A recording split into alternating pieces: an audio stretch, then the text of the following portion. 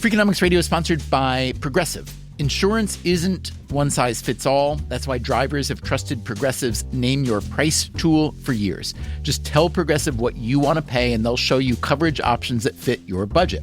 Visit Progressive.com to find a car insurance rate that works for you. Progressive Casualty Insurance Company and Affiliates. Price and coverage match limited by state law.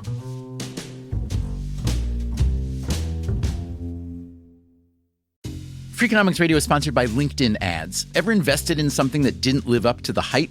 Marketers know that feeling. They optimize for the numbers that look great, like impressions, but then they don't see revenue. LinkedIn has a word for that: bull spend. Instead, you can get the highest ROAS of major ad networks with LinkedIn. Cut the bull spend, advertise on LinkedIn. Spend $250 and get a $250 credit. Go to linkedin.com/Freakonomics. Terms apply.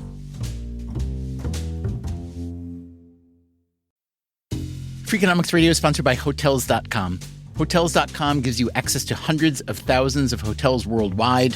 And when you join for free, you can save up to 20% instantly with member prices. Plus, every stay earns rewards. So when you book one trip, you're already lowering the cost of the next one. Hotels.com is simple, rewarding, and designed to help you get more out of every stay. Sign up for free and book today. Hotels.com. It's all in the name.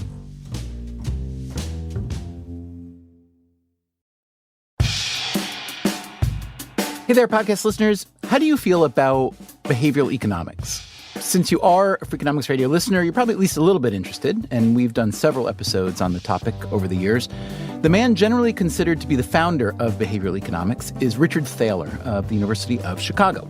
He, too, has appeared in several episodes. He's what you might call a friend of Freakonomics.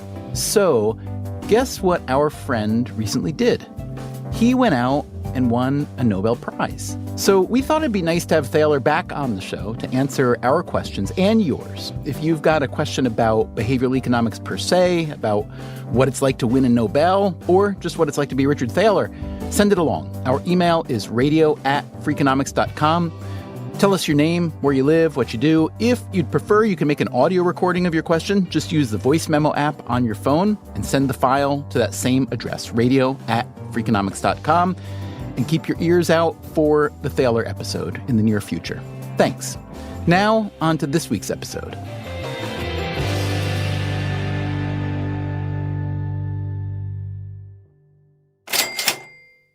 What prompted us to write this article was that many of us I felt that there was a lot of confusion about psychiatric, psychological terminology, both in the popular media, pop psychology, and also even in academic circles. Scott Lilienfeld is a professor of psychology at Emory University. I'm a clinical psychologist by training, and I also have a real interest in the application of scientific thinking to psychology, and also how thinking sometimes goes wrong and can lead even the best and the brightest to embrace ideas that are sometimes questionable, maybe even pseudoscientific. You are an author on a paper called 50 Psychological and Psychiatric Terms to Avoid, a list of inaccurate, misleading, misused, ambiguous, and logically confused words and phrases. But you're also the author of an earlier book called 50 Great Myths of Popular Psychology. And I have to say, so this book is incredibly fun. I love it. It's hugely enjoyable on the one hand, but also hugely sobering on the other, because it's kind of like looking at a table of contents of the New York Times over the past 20 years. And I mean that not in a complimentary way to the New York Times, because basically you're saying that all these things, all these ideas that people love to embrace and talk about and pass on are if somewhere between bogus and trumped up. For instance, here are your chapter titles. Playing Mozart's music to infants boosts their intelligence, which you argue it does not. Some people are left-brained, others are right-brained, which you argue, and we've argued on this show, they are not. Intelligence tests are biased against certain groups of people, which you argue they are not. So my question is a very rude one, I have to say, and I ask your forgiveness in advance, but it seems as though if most of the pop or modern psychology that most of us know are essentially mythical or anecdotal, stories that you're saying are mostly not true, and that so many of the terms are abused or misused or exaggerated, what are you people good for? Yeah, exactly. That's not a bad question, actually. Yeah, psychology is a bit of a double-edged sword because it is so intuitively interesting to all of us. And the positive side is that we're all psychologists in everyday life. We all know, or at least think we know something about love and memory and friendships and dreams and things like that. The downside, though, I think that you're getting at is that because something seems familiar, it may sometimes seem understandable. There's a very hungry, very receptive audience for psychological books on positive psychology, emotions, love, relationships, infidelity, ... That's all good, but the danger, I think, is that we can very easily push our wonder buttons and push our interest buttons using pseudoscience rather than science. We here at Freakonomics Radio are totally in favor of people pushing their wonder buttons, but we're also in favor of real science. So today on the show, what are some of these misleading, misused, and abused ideas from psychology? So one that comes to mind is bystander apathy. And the biggest error is to assume that these personality traits are unitary, they only have one cause, and that they're inherited. And one of the most important discoveries in neuroscience of the last few years has been that all that hardwired stuff is completely wrong. And a lot of people will say, this job has a really steep learning curve. In fact, they're getting it backward.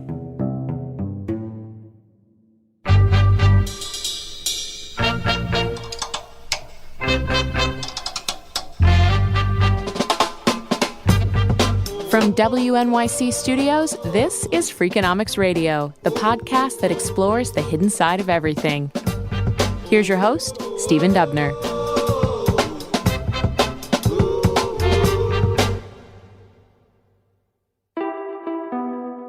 Scott Lilienfeld of Emory, along with fellow academics Catherine Sovine, Stephen J. Lynn, Robin Cawton, Robert Latzman, and Irvin Waldman, published a paper in Frontiers in Psychology listing 50 terms in their field that are inaccurate, misleading, and so on.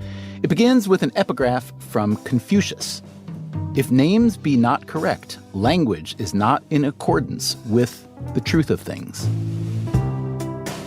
Now, I'm curious, when you write a paper that basically tells your peers and the public, these are all the ways that we're screwing up, does that make you kind of unpopular in the field? Are you thought of as a scold?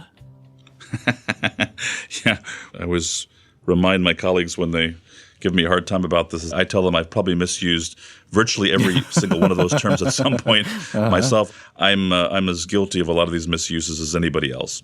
So the summary of the article says that the goal is to, quote, promote clear thinking and clear writing among students and teachers of psychological science by curbing terminological misinformation and confusion. And then you give 50 commonly used terms that fall into 5 categories. And I'd love you to walk me through the categories.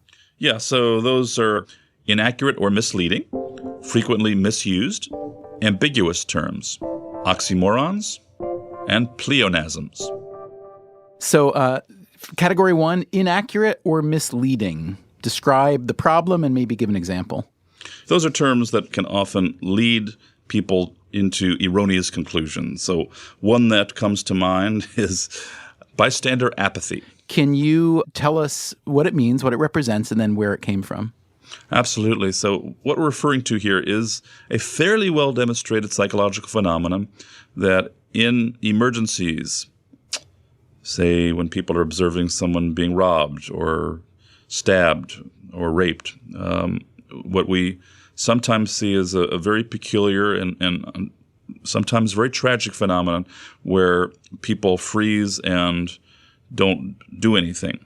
And back in the 1960s, there was a classic series of studies in this regard that was inspired by a real-life tragedy.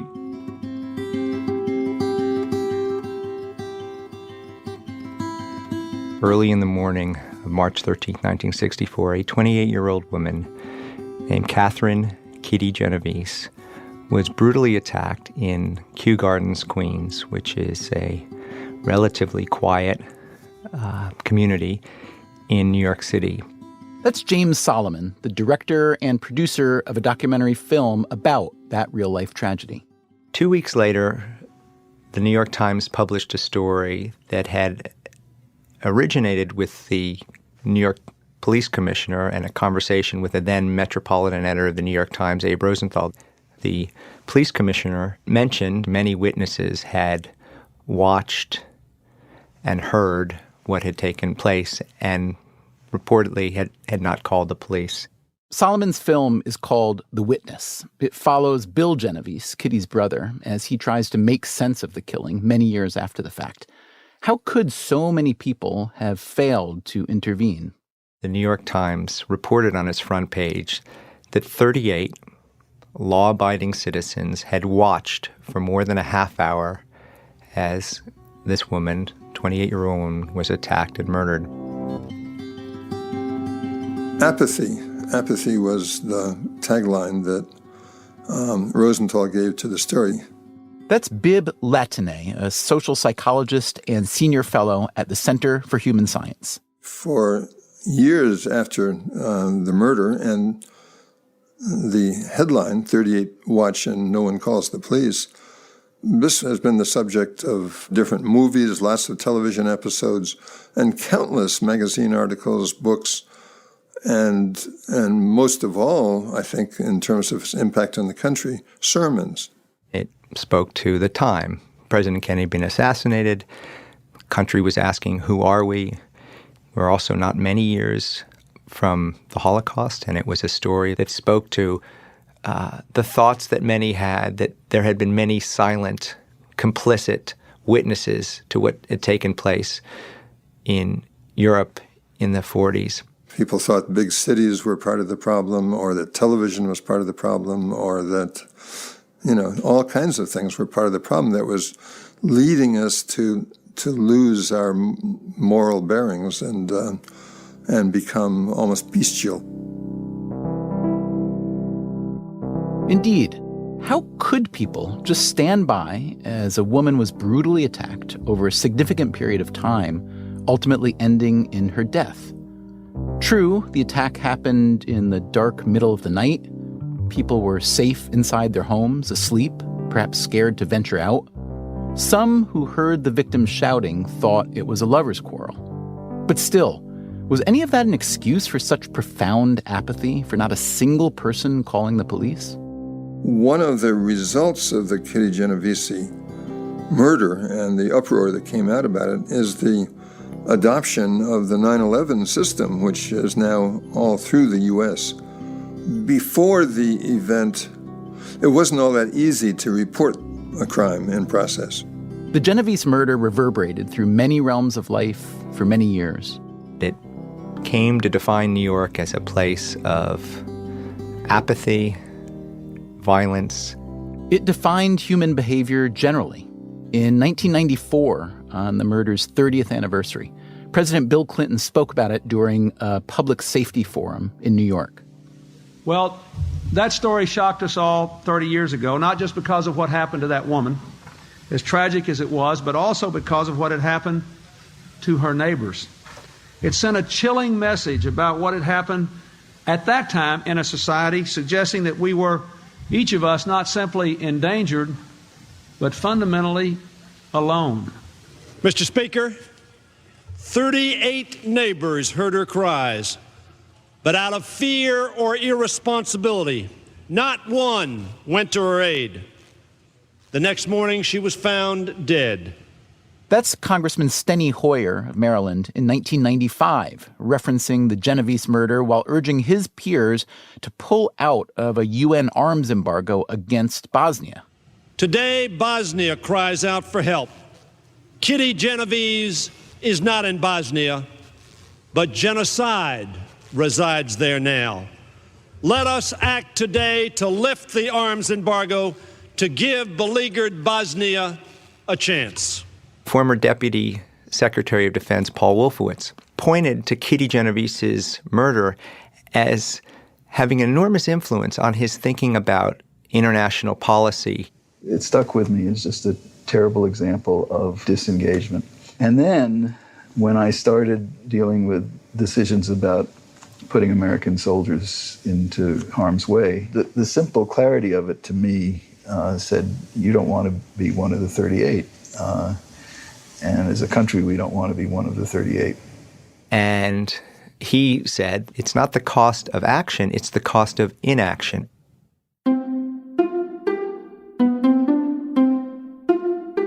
International affairs, public safety, the image of New York City. And there's one more realm where the Kitty Genovese murder lived on.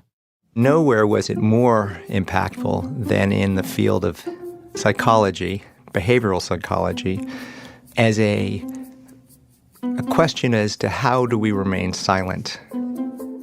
Bibb Latané was one psychologist who began asking that question. A few years after the murder, he embarked on a series of studies with fellow psychologist John Darley.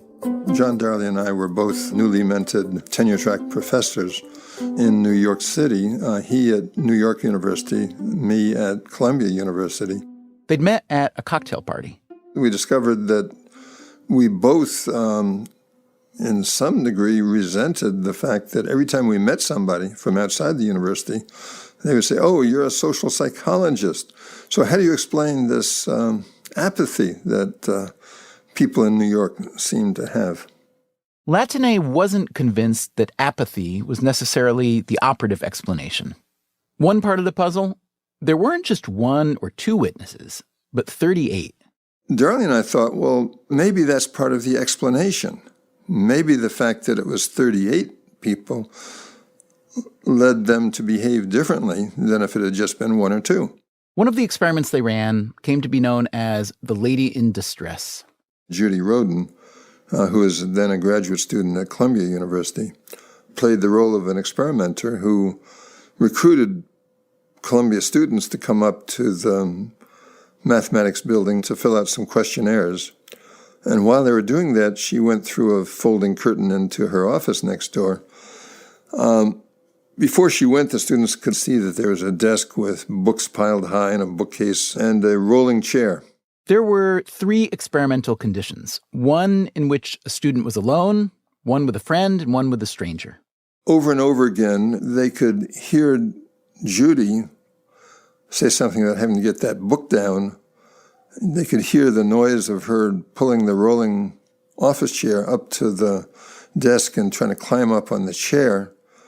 They heard the crash and the cry as the chair went out from under her feet and she fell on the floor. She didn't actually fall. She jumped down. But it was a pretty effective simulation of somebody possibly having a serious accident in the room next door. So what'd the students do? And was their response influenced by whether they were alone? Whether they were alone or with other people made a major difference in what they did. With Judy being rescued, far more likely if there's only one person hearing her than if there were 2. All things equal, the more people who are present at an emergency, the less likely the likelihood of help. That, again, is Scott Lilienfeld. The beauty of this was they took pains to try to replicate the findings fairly well, and they observed quite similar effects across different experimental paradigms. So, for example, in another case, there were people who were in a room, a small little room, filling out questionnaires, and then what appeared to be smoke began filling up the room. Somebody in there alone would typically be working away. They'd smell something first, look up, see that there's smoke coming out of this vent, and then most often they would find the secretary in the office outside and say, hey, something strange is in there. I don't know if it's a problem, but there's smoke. They were much more likely to run out than when other subjects were there. When 2 people were in there, they would each maybe look up at it, appear puzzled, but each seeing the other one not doing anything, presumably felt it wasn't really a fire, or that the appropriate thing is to stiff it out and stay there. The phenomenon was surprising because the smoke got pretty intense after a while, and people were coughing and having to wave the smoke away from their faces with, I think they had a file folder in front of them. They were clearly willing to endure discomfort rather than the embarrassment of overreacting. So the opposite of safety in numbers, if there are a lot of That's people right. around, right? And what was the alleged psychological underpinning of that effect? Why would people be less likely to intervene? So according to Darren Latnet, one of them is just pure fear of intervening. Another one is a fear of making a fool of oneself and looking stupid. But there are two other malignant processes that often get set into motion. The first is what they call pluralistic ignorance. When you have an emergency in a public situation where people can see and be seen by others, you have a particular situation where everybody is trying not to flip out, trying not to panic or run screaming. That's particularly likely when the situation is ambiguous, when it's not entirely clear that something is an emergency. We see a couple shouting or arguing or something. We don't know, is this really an emergency, or is this just two people having a spat? And what we do is we look around, we see that no one else is intervening, and as a result, we figure, oh, I guess this is not an emergency. And so that can lead to people failing to intervene. The second process is what they call diffusion of responsibility. When there are multiple people around, we feel less responsibility, less personal guilt for the consequences of doing nothing. We can always tell ourselves later, probably it's a rationalization, but we can tell ourselves later, well, I should have intervened, okay, but 10 other people could have done it as well. Now, this idea came into the psychological canon in the, late 60s, early 70s? Late 60s were the main studies, that's right. And so describe for me briefly just how long it held prominence for, or how long it was considered legitimate, and how strong was the effect? Yes, I would say the effect itself actually is fairly robust. I think what's not robust is the idea that somehow people are apathetic. In most cases, much more likely what's happening is that people feel psychologically frozen.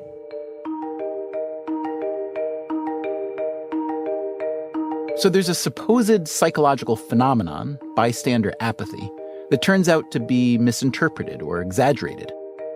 What about the story that inspired it, the murder of Kitty Genovese?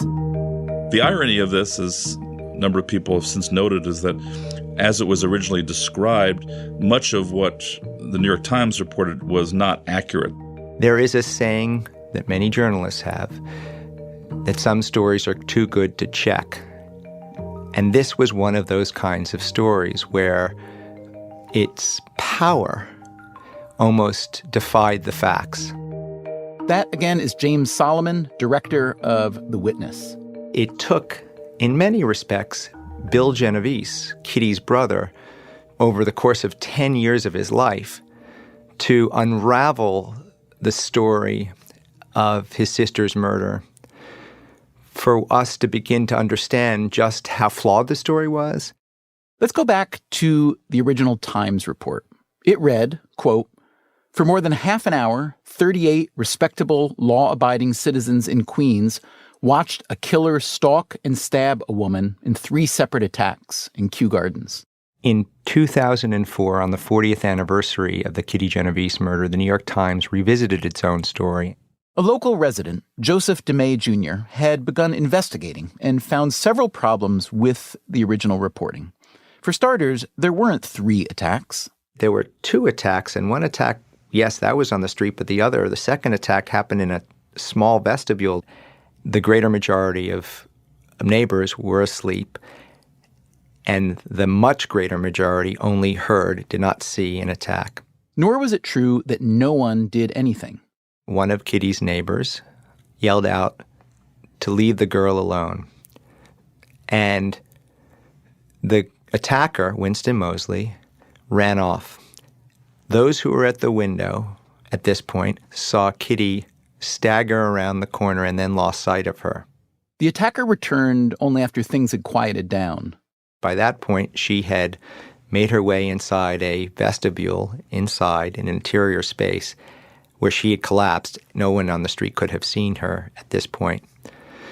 So there were many who heard portions of the attack and few who saw even portions, and none who saw it beginning to end. Perhaps the most neglected part of the narrative is what happened next, as Kitty Genovese's brother, Bill, discovered during his years-long investigation. It wasn't until Bill started reading the trial transcript decades later that he came across and came to see, well, there was someone there who rushed to Kitty's aid, and her name was Sophia Farrar. She was Kitty's actual next-door neighbor, and when she received a phone call that Kitty was hurt, she rushed outside without hesitating, down her stairs, down a back alley, still in her nightclothes. It was 3 a.m., having no idea what was out in the rear alley and who and what was inside the vestibule.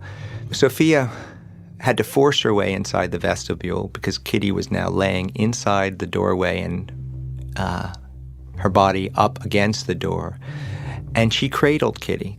She cradled Kitty and reassured Kitty and wasn't sure if Kitty, who was at that point in extraordinary physical duress, realized that she was in a friend's arms. But Kitty did die in the arms of a friend.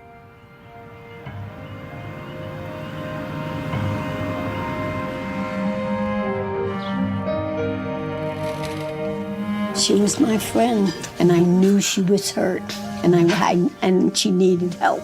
That was my reason for flying down those stairs. That is Farrar in the film explaining to Bill Genovese that his sister at least hadn't died alone.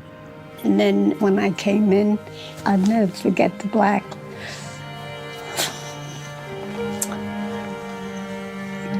It kills me when I think about it.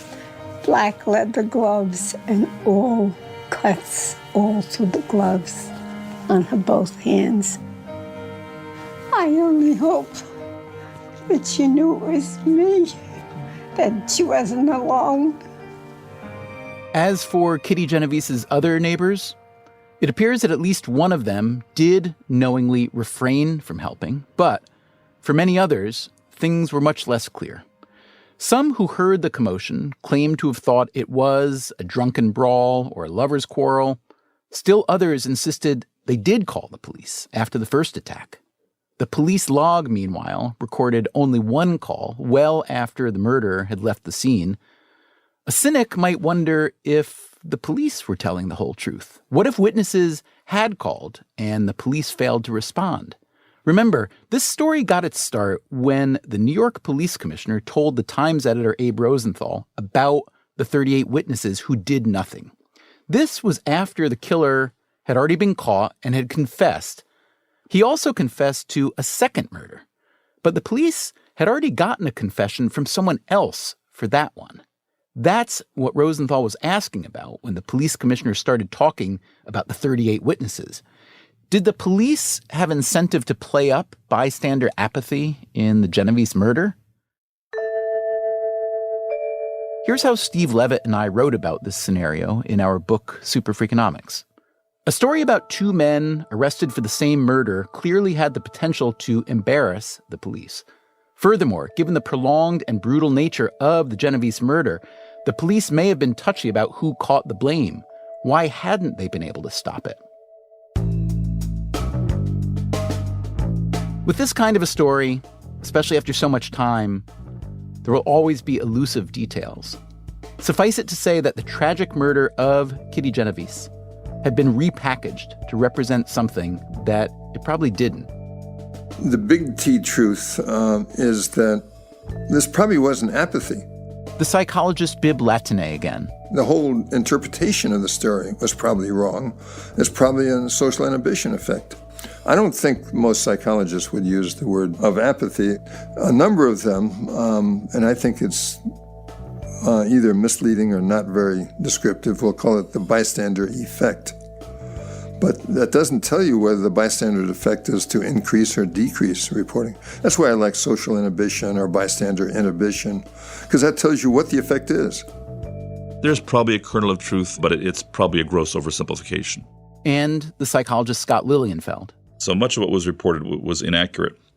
To me, the irony is that the psychological idea of bystander apathy was created essentially by one newspaper article that, from my perspective, was just a model of poor journalism. that was driven by what we think of as the, if it bleeds, it leads school of thought. But really, even deeper than that, it goes to another psychological concept, which is this seeming attraction to or thirst for the worst version of ourselves. Was this story, in your, I guess, professional opinion, just too bad to not be true? Was that part of what helped establish the myth? Yeah, I don't know. Maybe at some level we may be drawn to those stories, perhaps because they may seem to vindicate our own failures to intervene in some cases. We've all had times where maybe we should have done something and we didn't, and maybe those stories in some way give us a certain amount of reassurance. It's not just me, but it may just also be the fact that we are kind of drawn to the prurient. We kind of like things that are sensational. And give me a sense of the downside of how robustly the bystander apathy, the notion was embraced. Did it, I don't mean to say it set back the field of psychology, but maybe it did. I don't know. Yeah, I don't know if it did. If it set back anyone, it was probably a generation of psychology students who may have misunderstood this. What students do need to understand is that most people are, in fact, quite empathic. Yes, there are exceptions, but most of us do have a deep-seated capacity for emotional empathy. And when most of us see emergencies, yes, we want to help. Deep inside of us is the hero. Also deep inside of us is the chicken. And maybe in some ways recognizing the fact that part of us is kind of chicken is the first step to helping us overcome it. There's a danger, I think, in assuming that anyone who does not intervene in an emergency is a monster or inherently a bad person. But in fact, we're all capable of that. We are such imperfect animals, aren't we? We sure are. Well, my colleague at Emory, Franz de Waal, likes to call us the bipolar ape. We're capable of great evil, and in some cases, but we're also capable of great goodness. That's part of what makes us such a fascinating, such a complex, and sometimes such an infuriating species.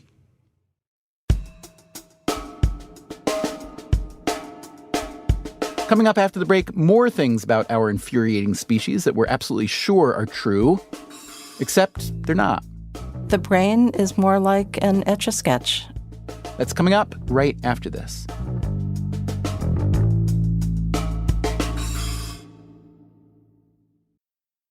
Freakonomics Radio is sponsored by Figure. Did you know that 40% of homeowners own their home outright? If that's you, don't let your equity sit idle. Tap it with a home equity line of credit.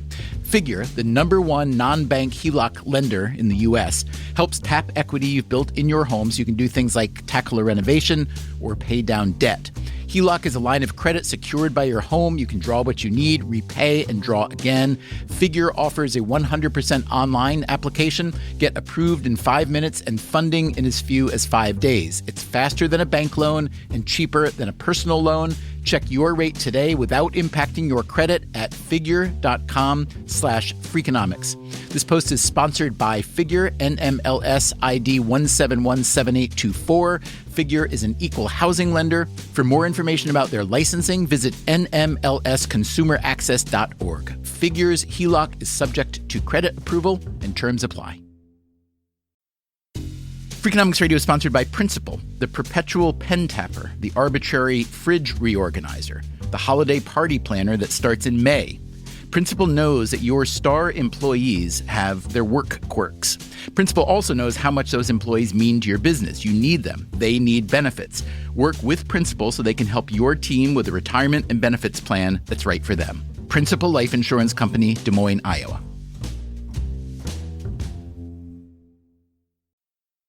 Freakonomics Radio is sponsored by PNC Bank. Boring, great word, bad rep. Yet time and time again here at Freakonomics, we find that when something culture-changing happens, boring things like calculations and careful planning are usually behind it. Which begs the question, why not apply it to other aspects of life, like banking, for example? Well, PNC Bank did since its inception, proving time and again that the best banking strategy isn't the exciting type, but the steady, reliable, definitely not YOLO type. PNC Bank, brilliantly boring since 1865. Brilliantly boring since 1865 is a registered mark of the PNC Financial Services Group, Inc. PNC Bank, National Association, member FDIC.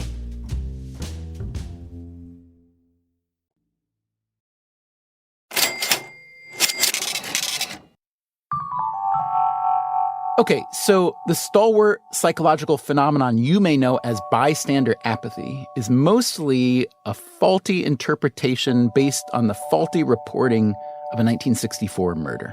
What other things do we know to be so that in fact are not? How about the notion of being hardwired for a certain behavior? New research on the mind has uncovered the possibility that believing in God may be hardwired in our brains. And the problem for parents is kids don't just like sugar. They're biologically hardwired for it. I think in the overwhelming majority of cases in which it's used, hardwired is really misleading and I think sometimes potentially pernicious. Scott Lilienfeld from Emory. Because it can lead people into assuming that certain behaviors cannot be changed. The predisposition toward infidelity is hardwired in the brain. It must mean as a male, I can't resist my inclination toward infidelity. Hogwash, of course you can. we know these things can be resisted, although not always easy. If you say it's hardwired, implicitly, or actually not that implicitly, quite explicitly, the message is you can't change that. Sharon Begley has been writing for decades about neuroscience. Just as, if you wanted to go into your computer's hard drive with, a teeny little screwdriver and, start messing around with those integrated circuits to change something, that will not work out very well. But the hardwired idea didn't originate with computing. The history of neuroscience has shown us that, even going back centuries, whatever was the prevailing, cool, mechanical, machine, device, whatever, that was the metaphor that people appealed to. So the brain was compared to a counting machine, to a clock. And then computers burst on the scene. And so people said, well, then the brain is like a computer.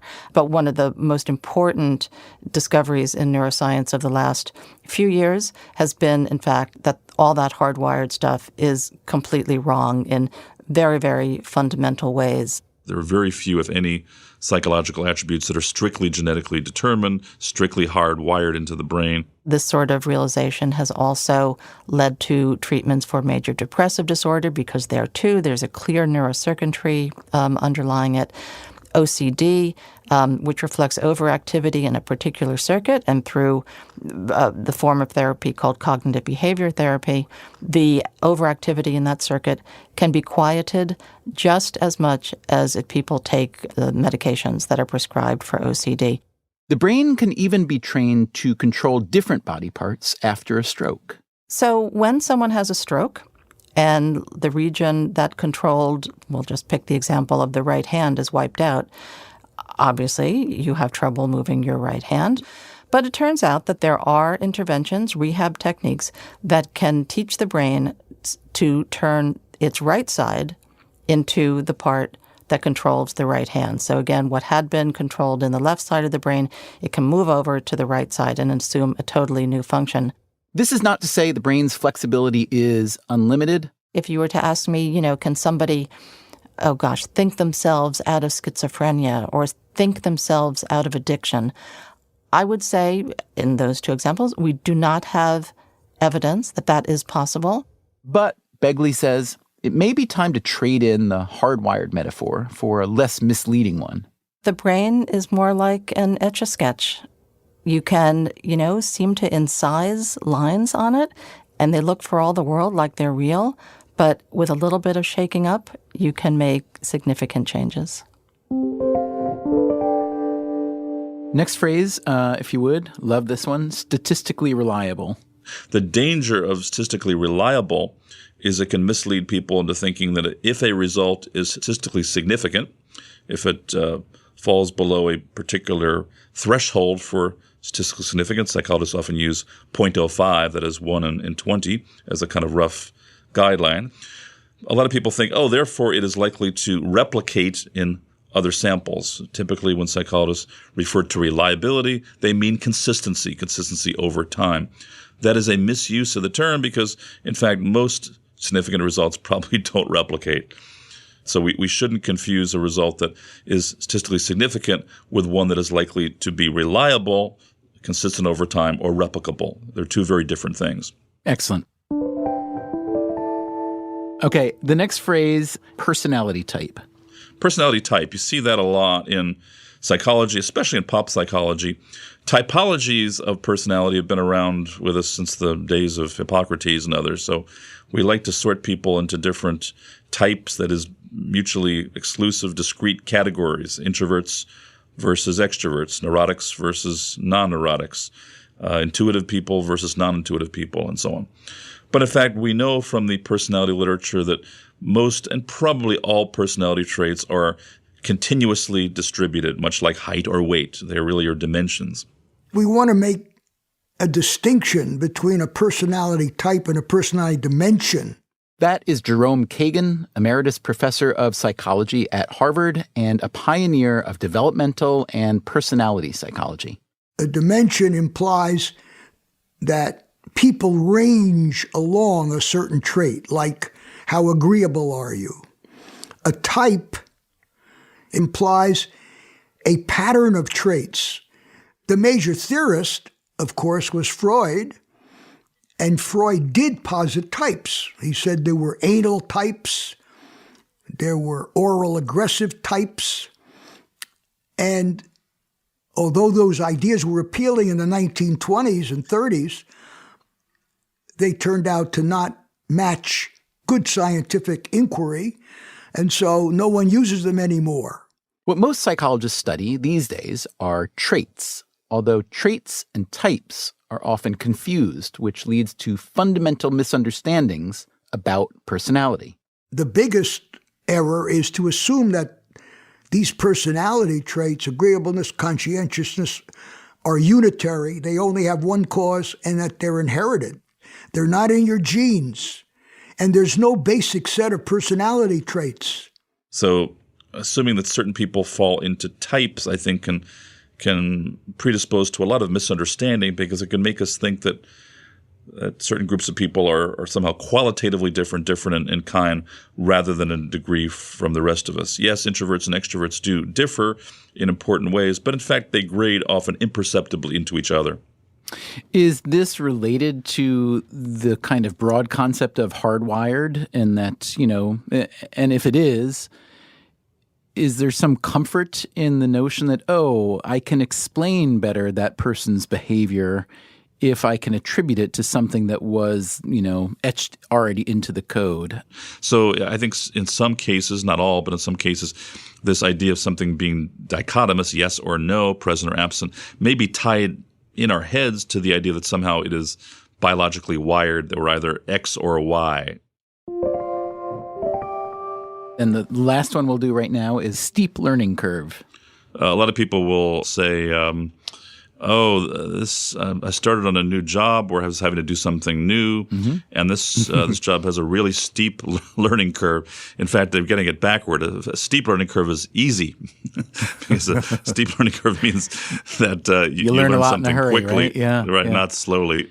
So when I read that in your paper, I thought, oh my goodness, that's really interesting that we've all got it backwards. But then I quickly rationalized and said, well, I guess what I always assumed was that the steepness was on the axis referring to difficulty somehow, right? Yes, and that if a task is particularly difficult, then that's the steepness and that's the curve I'm on. Right. Yeah. So really, when we encounter something that's really difficult and we're having a hard time mastering it, we should say we're on a very shallow learning curve. That's right. All right. So I think when people say this task has a steep learning curve, sort of what they mean is, man, I feel like I'm like Sisyphus pushing the rock up the hill. I'm going up a very steep mountain. But in fact, if something has a steep learning curve, that means that it's acquired very quickly.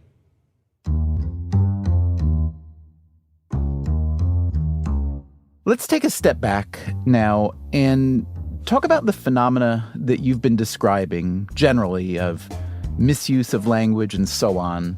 What would you say are the reasons for this poor usage? I mean, even I, as a total amateur, could imagine a few. Maybe, the narrower the language is, the more easily that you can claim as a researcher that your research has legitimate and original value, right? If it's getting to something that others hadn't gotten before. Or maybe you're trying to cover up the fact that you don't really know what you're talking about. Or maybe you're trying to impress peers and journal editors and students. I guess the non-academic saying is if you can't dazzle them with brilliance, baffle them with bullshit, right? I think all of the above, actually. I think some of it's also the fact that a lot of human behavior, a lot of human phenomena are very multiply determined.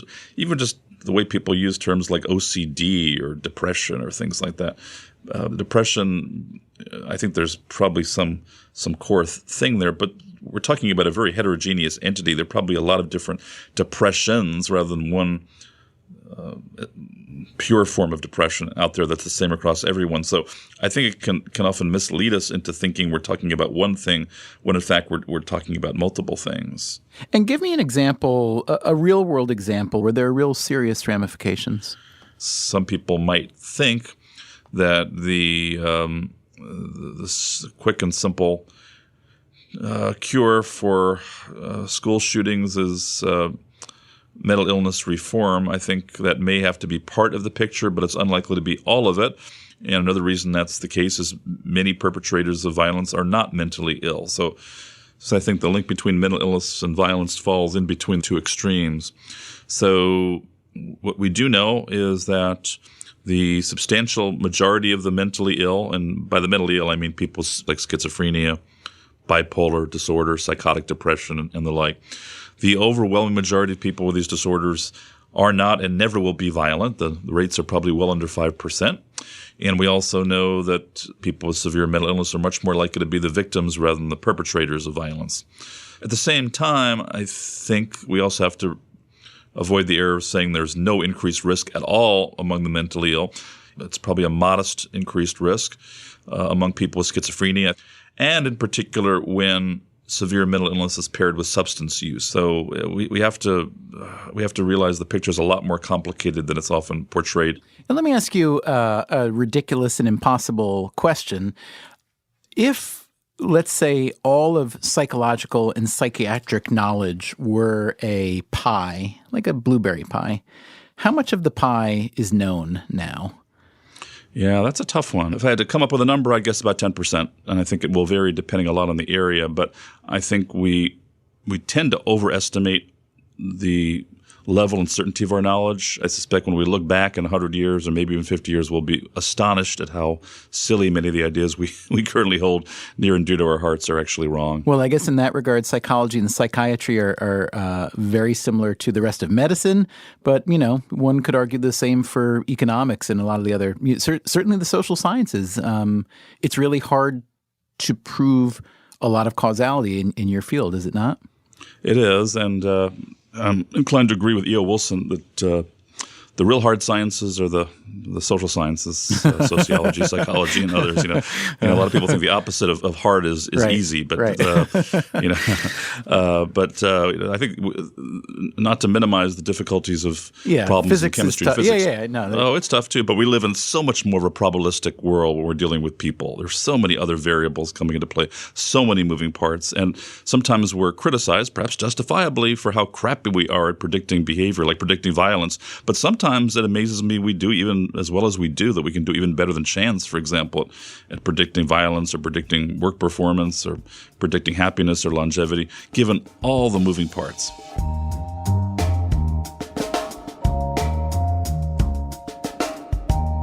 So I even though I teach a course where I call a lot of that stuff into question and try in many cases to debunk it, I don't look down on people who have those beliefs because I think they often reflect a kind of thirst for knowledge, which I think is actually kind of healthy. I think we scientists sometimes make that mistake when we're dealing with claims we don't agree with, like creationism. We sometimes are inclined to think, gee, these people are so silly or so stupid. But in fact, many of us, myself included, held ideas that we now look back on as not so good. And I think the bottom line here, not to get too preachy here, but scientific methods, although they're not perfect and they can make their mistakes too because they're practiced by we humans who are all imperfect, but scientific methods are ultimately our best hope for kind of sorting through and sorting out which of these lay beliefs, intuitive beliefs has some truth and which doesn't.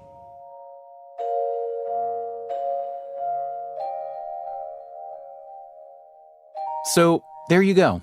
A dose of humility along with a plea for good science. Thanks to Scott Lilienfeld for having the humility and the courage to challenge the veracity of his own field and to do so with such grace and nuance.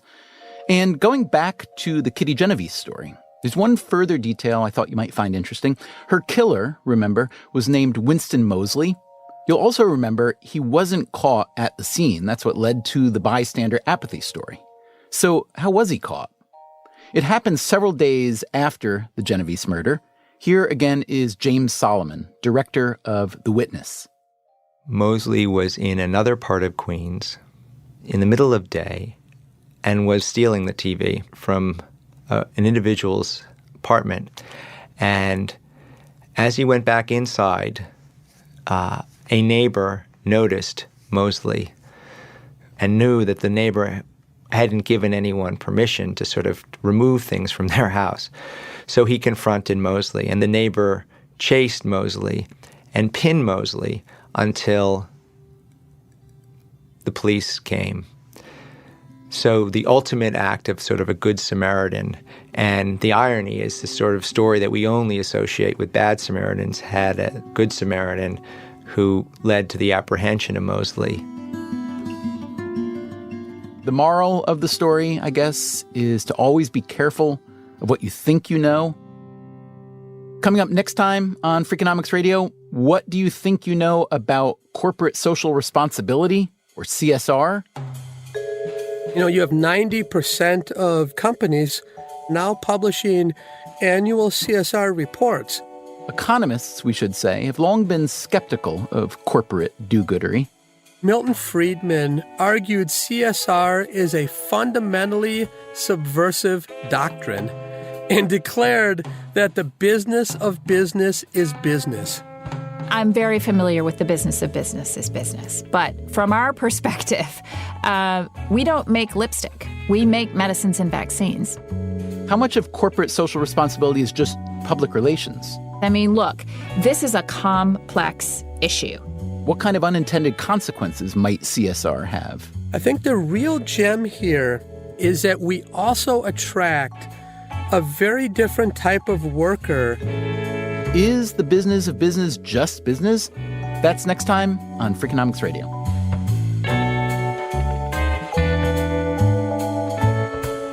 Freakonomics Radio is produced by WNYC Studios and Dubner Productions. This episode was produced by Stephanie Tam. Special thanks to James Solomon for letting us use clips from his documentary, The Witness. You can watch it on Netflix, iTunes, and Amazon. Thanks also to Andy Lancet, New York Public Radio's Director of Archives. The Freakonomics Radio staff also includes Allison Hockenberry, Merritt Jacob, Greg Rozalski, Max Miller, Harry Huggins, and Andy Meisenheimer. We had help this week from David Herman and proud new father, Dan DeZula. The music you hear throughout the episode was composed by Luis Guerra.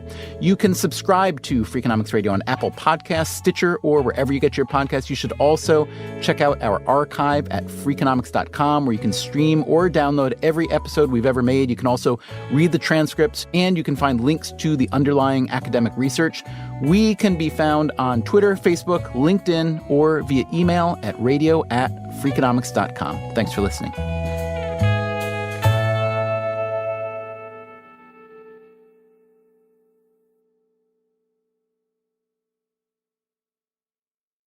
This podcast is sponsored by Made In Cookware. Made In partners with multi-generational artisans and some of the world's best chefs to create professional quality cookware, knives, and kitchen tools. Their products are trusted in Michelin-starred restaurants worldwide and designed to perform just as well in your kitchen.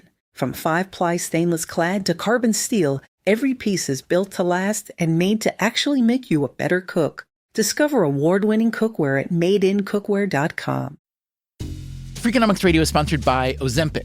Innovation happens through rethinking what's possible, and when it comes to GLP-1s, Ozempic pill does just that. Learn more about Ozempic semaglutide tablets, 4 and 9 milligrams, by calling 1-833-OZEMPIC or visit Ozempic.com to view the medication guide and ask your doctor what's possible with FDA-approved Ozempic pill.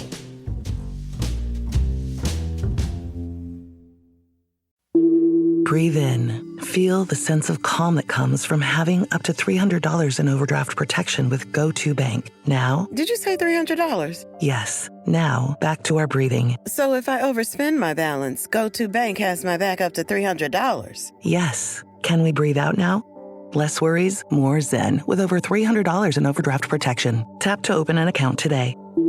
Eligible direct deposits and opt-in required for overdraft protection. Fees, terms, and conditions apply.